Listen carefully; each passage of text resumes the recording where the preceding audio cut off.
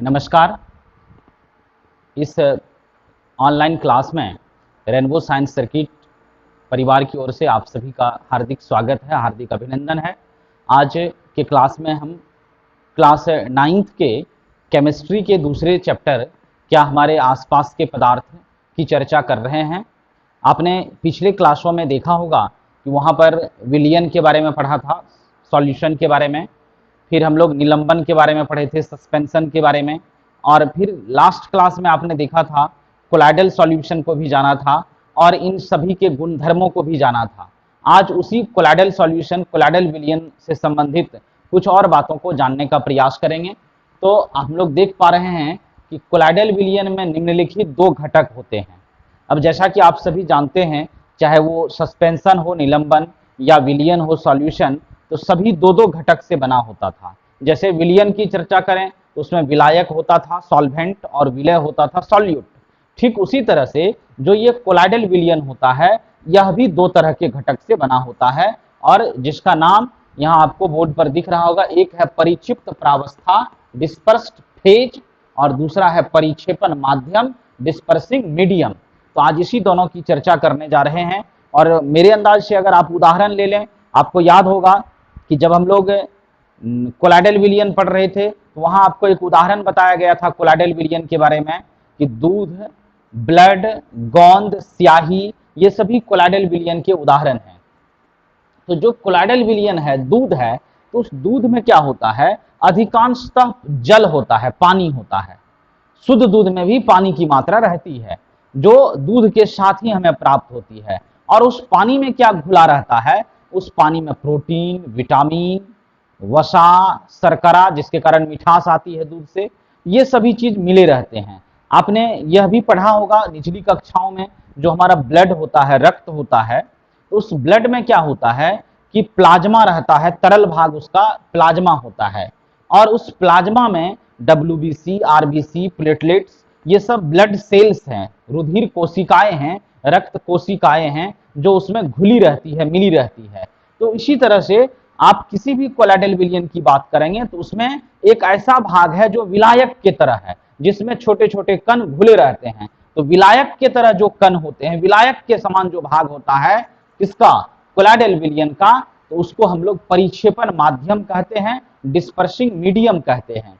और विलय के तरह जो कण उसमें घुले रहते हैं डिस्पर्सिंग मीडियम में, परिक्षेपण माध्यम में जो कण घुले रहते हैं, जो कण मिले रहते हैं, उसको परिक्षिप्त प्रावस्था कहते हैं, डिस्पर्स्ड फेज कहा जाता है। तो कुल मिलाकर के ये बातें क्लियर हो पा रही है यहाँ पर कि कोलाइडल विलयन में भी विलायक और विलय के भांति दो घटक होते हैं, दो अवयव होते हैं। आइए देखते हैं परिभाषा।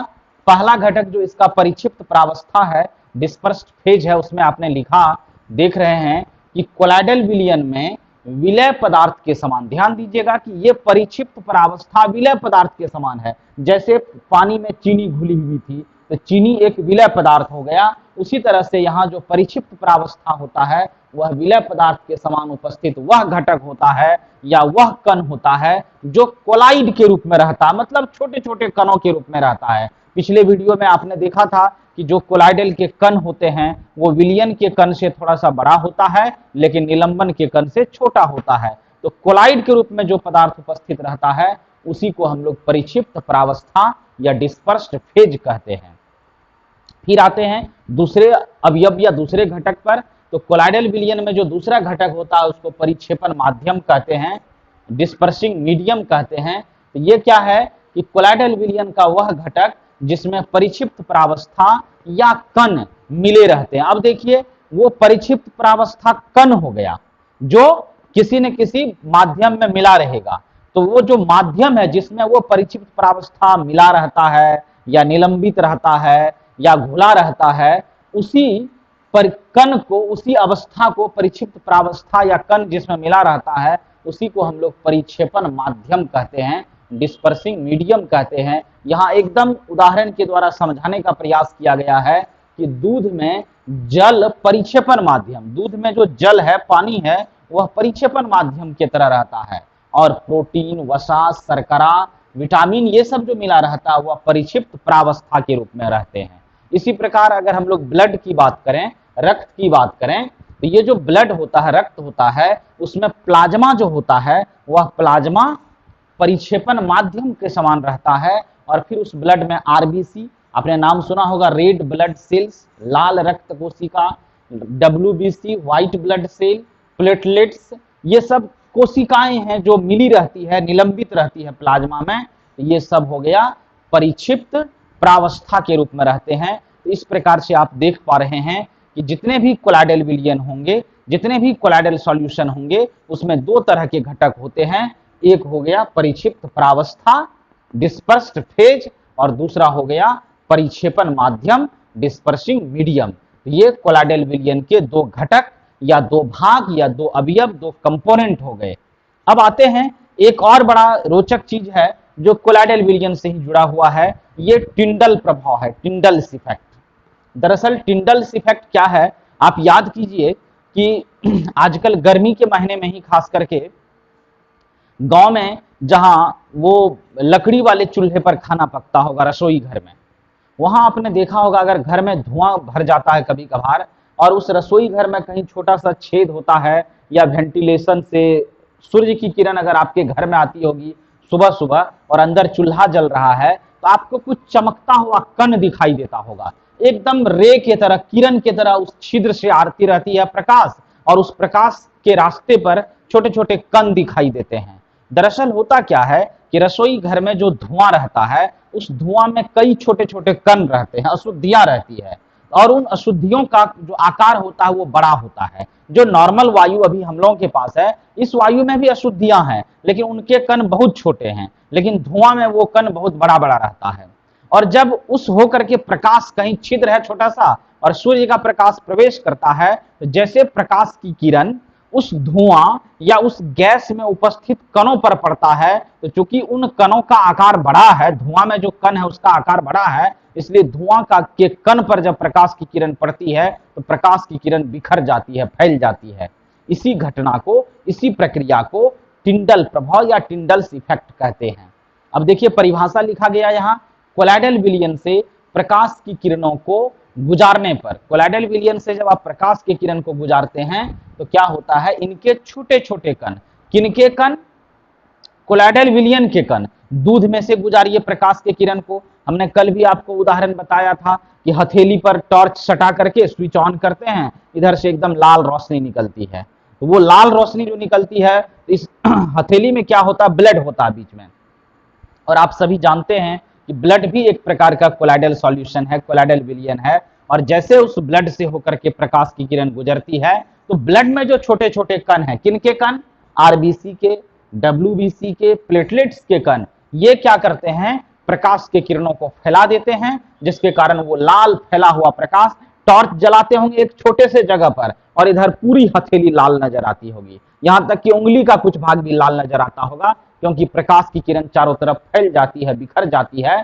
तो कोलाइडल माध्यम का जो कण होता है, कोलाइडल विलयन का जो कण होता है, उसमें प्रकाश के किरणों को जो फैलाने की क्षमता होती है, प्रकाश के किरणों को फैलाने का जो गुण होता है, इसी को हम लोग टिंडल प्रभाव कहते हैं, टिंडल्स इफेक्ट कहते हैं। और इसकी खोज पहली बार टिंडल नाम के साइंटिस्ट ने किया था, टिंडल नाम का वैज्ञानिक ने किया था, इसलिए इसको टिंडल प्रभाव के नाम से जाना जाता है। ये टिंडल प्रभाव आप जंगलों में भी देख सकते हैं, घने जंगलों में सुबह सुबह जब सूर्य क्षितिज के पास होता है, पृथ्वी के पास होता है, आप सुबह जगते होंगे, आपको लगता होगा सूर्य बहुत नीचे है, जिस समय सूर्योदय होता है उस समय घने जंगलों से अगर वो सूर्य के प्रकाश की किरण गुजरती है तो जंगलों में क्या होता है, कई छोटे छोटे कण होते हैं वायु में, और वायु में जो वो कण उपस्थित रहता है वो क्या करता है, सूर्य के प्रकाश को फैला देता है, बिखरा देता है। इसलिए जंगलों में भी ये टिंडल प्रभाव हम लोगों को देखने के लिए मिलता है। यही टिंडल प्रभाव है। खास करके यह टिंडल प्रभाव कहाँ उत्पन्न होगा, किसी न किसी कोलाइडल विलयन में उपस्थित होगा। जब कोलाइडल विलयन से प्रकाश की किरण को आप गुजारेंगे तो प्रकाश की किरण जब गुजरती है कोलाइडल विलयन से, तो कोलाइडल विलयन के जो सूक्ष्म कण होते हैं वो प्रकाश की किरणों को फैला देते हैं, बिखरा देते हैं, अपने रास्ते से दूर हटा देते हैं, और इसी प्रभाव को, इसी इफेक्ट को टिंडल इफेक्ट या टिंडल प्रभाव कहते हैं। यह टिंडल प्रभाव भी कोलाइडल विलयन से ही जुड़ा हुआ है। कई बार ये कॉम्पिटिटिव एग्जाम्स में भी पूछा जाता है कि टिंडल प्रभाव कौन उत्पन्न करेगा, विलयन उत्पन्न करेगा, निलंबन उत्पन्न करेगा, कोलाइडल विलयन उत्पन्न करेगा या सभी उत्पन्न करेगा। तो आपको याद रखना है टिंडल इफेक्ट कौन उत्पन्न करेगा, तो कोलाइडल विलयन ही उत्पन्न कर सकता है। इसलिए ये बहुत महत्वपूर्ण बात है जिसको हम लोगों को याद रखना है। तो अब आप सभी लोग बोर्ड पर जो भी चीज लिखा हुआ है इसको जल्दी से नोट कर लें, और फिर हम लोग अब अगली क्लास में मिलेंगे, अगले दिन मिलेंगे, तो वहाँ और सब बातें होगी। अभी इस चैप्टर में और भी बहुत चीज बचा हुआ है, आगे बहुत इंटरेस्टिंग बात सब आपके से शेयर करेंगे, साझा करेंगे।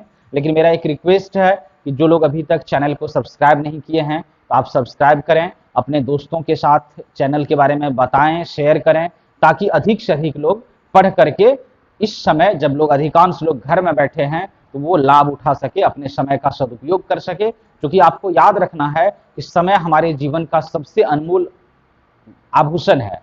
ये समय देखिए, आज कोरोना के कारण चारों तरफ लोग घर में बैठे हुए हैं, वो वायरस, वो विषाणु जो अदृश्य है, जो हमें दिखता भी नहीं है, आज सबको सरेंडर कर चुका है, सब उसके सामने आत्मसमर्पण कर चुका है। इसलिए समय बहुत महत्वपूर्ण होता है। आपसे ये रिक्वेस्ट है कि जो समय आज का हम लोगों का है इसको आप बर्बाद नहीं करें, ऐसे ही नहीं जाने दें। तो इस समय का उपयोग करें और अधिक से अधिक साथियों के बीच शेयर करें, लिंक के बारे में बतावें और वो सब साथी मिल करके पढ़ें और इस समय का सदुपयोग करें। बस इन्हीं बातों के साथ आज का क्लास समाप्त करते हैं, और आप लोग जितना जल्दी हो सके इसको लिख लें। बस, धन्यवाद।